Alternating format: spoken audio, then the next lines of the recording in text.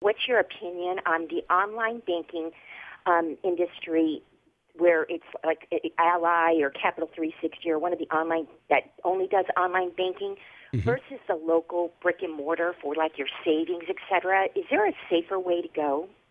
No, I think that either one, I don't have a problem with online banking at all. Some of the online banking that makes a lot of sense would be some online banking that maybe is a combination of the two. For instance, my wife and I use a credit union for our personal banking, but this credit union has no branch anywhere near us. Has lots of branches, but none near us. And but we do all our banking online with that. So we kind of have a nice small, a small reputable nonprofit credit union, and we're doing online banking.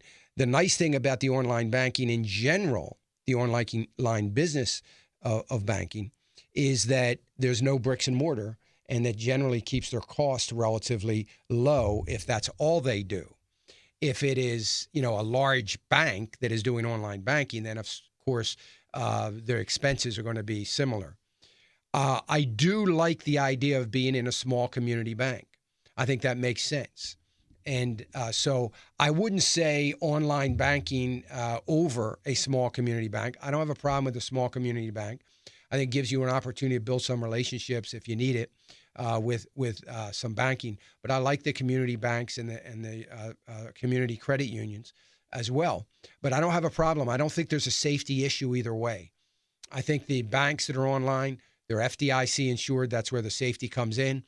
If something were to happen to the online bank where they were going bankrupt or in trouble, they would be subject to the same kind of thing as other banks, where the federal government is going to come in, makes a move, and they put that sale together to that bank to another bank, a banking company.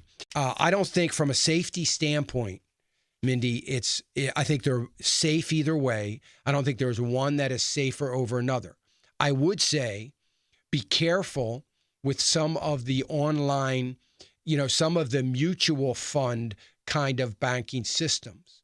Now, a lot of those are FDIC insured and they're banks like every other banks. But oftentimes they use money market accounts that are mutual fund money market accounts.